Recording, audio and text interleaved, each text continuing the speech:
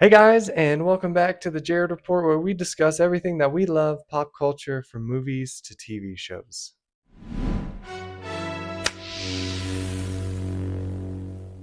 All right, so House of Dragon season 3 has commenced. I didn't get around to doing an episode 2 review, and obviously, episode 3 had just come out this past weekend.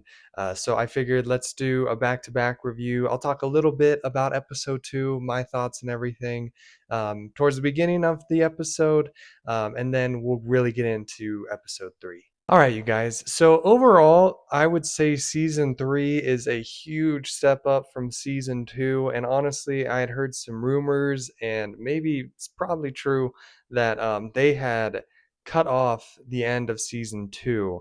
And really, the first and second episode of season 3 were supposed to be the final two episodes for season 2, which make total sense. And honestly, if they would have included those, I might have liked season 2 a lot more than I initially did. Now, that being said, I feel like already being through the first 3 episodes, I'm really liking the season. I am really enjoying where everything is going. Obviously, I keep seeing the memes on TikTok where it's like, I'm watching a show about, dragons, the fall of the Targaryen Empire, the fall of all the dragons, and I'm getting sad about it. Like, we weren't already expecting this. So, obviously, not excited for that, but I think overall the story is really intriguing, really interested in everything that's going on. So, let's get into it. So, episode 2, The Fall of King's Landing. So, we start off with the aftermath of Jace's death and, Rhaenyra finding out. And let me tell you what, it was a very, very uncomfortable scene when she's just holding Jace's lifeless body and just crying in this room full of people. It was, very jarring, but at like the same time, as a parent, like, I could never imagine having to go through that. And like, totally, I understood her pain. And Emma Darcy just did an amazing job in this scene. You could really feel the emotion, you could really feel the impact of her losing another son yet again. We get to deal with the death of Jace, and then we get a little bit of an aftermath with the Battle of the Gullet. And then really we get into Daemon and Rhaenyra taking over King's Landing, which honestly, guys, like, episode 2, really solid. I really enjoyed it. I thought it was absolutely hilarious that it was literally just Rhaenyra and Daemon, and Daemon just ends up going in the castle with her and just like taking out all of these dudes. And then the commander of the Kingsguard ends up saying, we remember our true commander. And he ends up laying down his arms. He convinces his other men to lay down their arms, and Rhaenyra finally gets to sit on the throne. And then to top it all off, they end up finding Otto Hightower is still down in the dungeons, and Daemon brings him up to Rhaenyra, the guy that started this whole civil war. And Daemon's like, "You're gonna have to kill him, and you're gonna have to be the one to do it." And I couldn't just like not be reminded of when Theon Greyjoy in the original Game of Thrones ends up beheading Sir Roderick, and he's over here hacking away, just trying to get through that dude's neck, just completely struggling. And initially, Rhaenyra ends up struggling, hitting him. I think she like hits him in the back, and then just in one fell swoop, chops his head off. And I just thought that was funny because I was like, Theon's over here, full grown man, just struggling to cut off Sir Roderick's head, and Rhaenyra's over here doing it in 2 swipes. So I thought that was badass.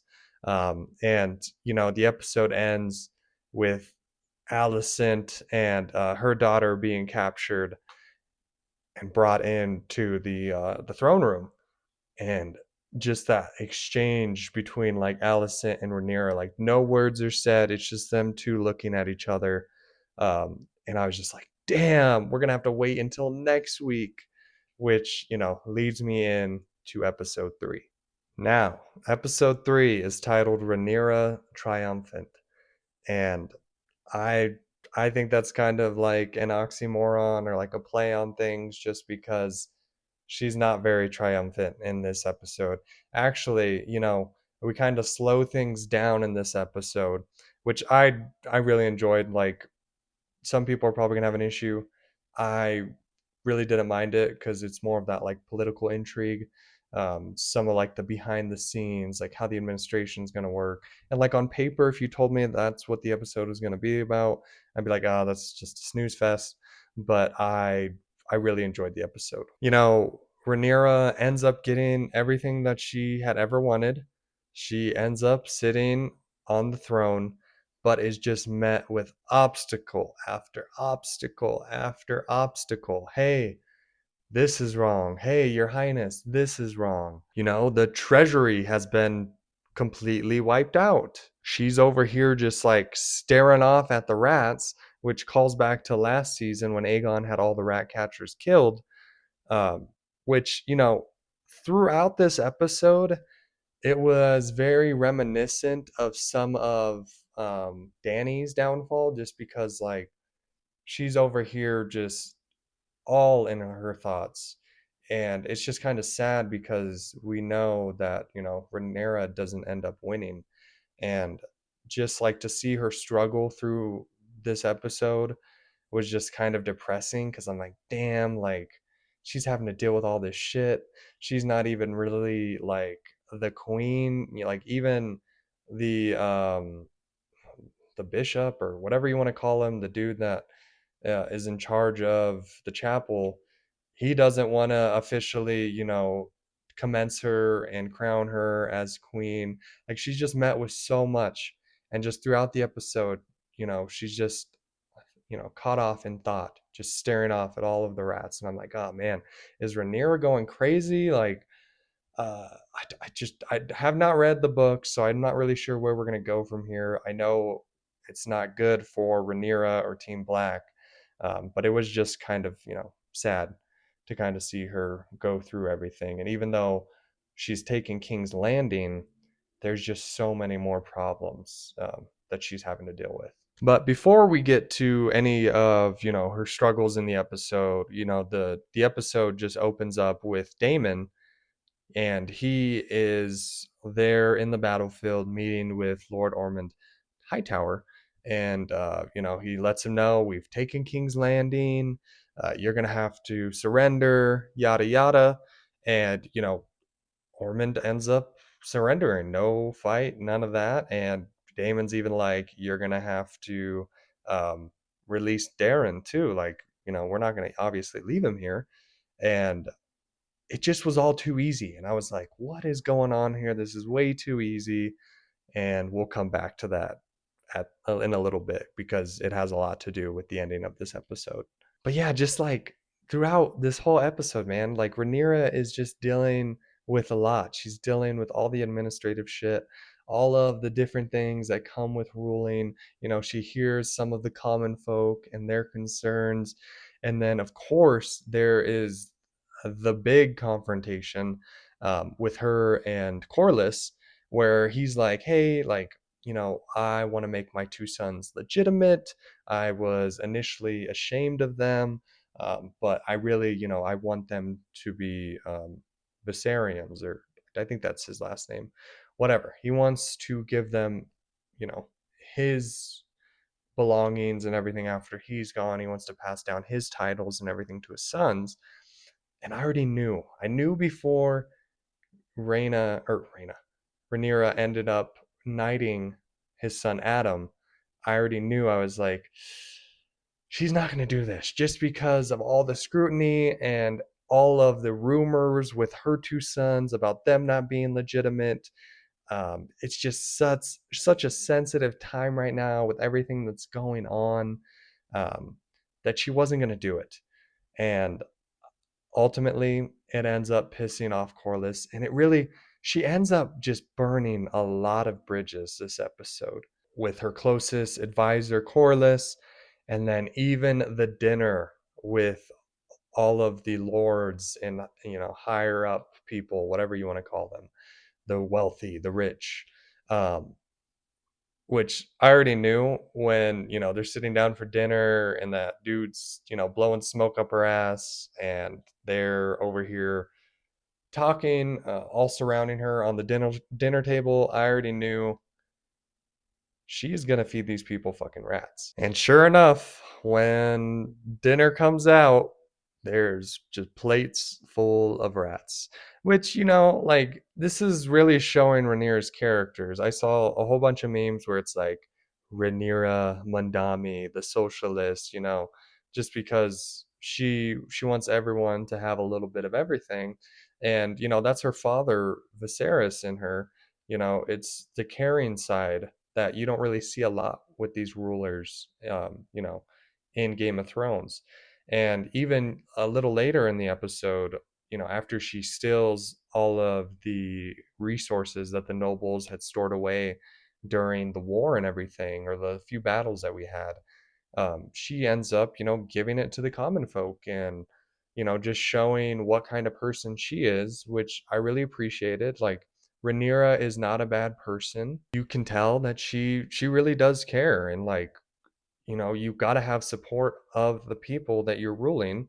But unfortunately, she did make enemies along the way with those higher nobles, with Corlys, um, and she's running out of money too because the treasury is gone. Like, there's just so many problems that she just had to keep encountering and encountering. Um, which by the end of the episode, you're just like, oh, god damn. Now Tumbleton has been taken over. And let me tell you what, guys, that whole exchange at the end of the episode where Rhaenyra is looking at Alicent and then she's over here looking at fake Darren, she's like going back and forth. That is hilarious because, like, I've already said, Emma Darcy, she does a great job. Um, and she doesn't have to say anything sometimes, especially like in this scene. Like, you could just see how pissed off and how deceived she feels just by looking back and forth. And she's like, "You don't know this person." And she's like, "Who the hell are you?" And I love that scene. I was over here just cracking up because, like, she did a great job, but at the same time, it's just so funny. Um, but it just, again, just problems and problems and problems that she's gonna have to deal with. So I felt bad for Rhaenyra throughout the whole episode. Overall, such an amazing episode. I really liked everything. Like, we did slow down a little bit, but I feel like they did it in a really good way. I, was entertained the entire time. So I'm really looking forward to next week. We're gonna have the Battle of Tumbleton, or whatever it's called in the books. But it just again puts Rhaenyra in a very tough position because initially she's like, "I'm gonna fucking burn them all down to the ground." But even the Dragon Keeper was like, "You'll be burning your own people because these are people that raised their banners for you during this whole excursion." So really, really excited for next episode. And overall, guys, loving the season. I'd say episode 2 was like a solid like 8. And this past episode was a solid 9. Like, I really, really excited for this season. Obviously, not excited for the events to come. I guess, like I've said before, I haven't read the books, but I know it's not going to be good. At least for Rhaenyra. But I really hope that they can tell the story in a very convincing way. I know some of the book readers are already kind of tapped out. They're kind of done just because they've made like these changes throughout. Like, the whole thing with Sheepstiller, there was a different character in the books besides, what was it, Rhaena, the one of Corlys's granddaughters that ends up riding the dragon. So they omitted that whole character, basically took it over with Rhaena. And then even with like Corlys asking Rhaenyra to make his sons legitimate, um, she says yes with no hesitation in the books, I guess. But in this, they kind of wanted to split them off. And I guess there's something else down the road that's in the books that end up splitting Corlys and Rhaenyra. So interested to see how they're going to treat that. I understand because, like, I am a stickler for certain things. Like, if you guys saw my last episode of, the Avatar Last Airbender season 2 review on Netflix, I hated that just because of how much it strayed away from the source material. So I can respect it. I can understand that people aren't going to really like these things that they're changing. um, I think though, if it makes a story better, like so far, obviously, like I've not read the books, so I'm not really sure like how the story is told through that. It's a historical telling by like a jester, so I'm not really sure how interesting it could actually be. So I'm liking these. The changes are not bothering me, but I do understand if it is a little troublesome for some people. But anyway, guys, we got episode 4 coming on Sunday. Let me know down in the comment section below what you thought of episode 2, what you thought of this previous episode. Are you excited for the remainder of the season? Are you not really loving some of the changes that they've made? Are you an avid book reader? Have you read the book that they are basing everything off of? Let me know down in the comment section below. And if this is your first time on the channel, please hit that like and subscribe button so you can see more content like this. Otherwise, I will see you guys on the next Jared Report. Adios, my friends. Bring Aegon, the usurper, to me!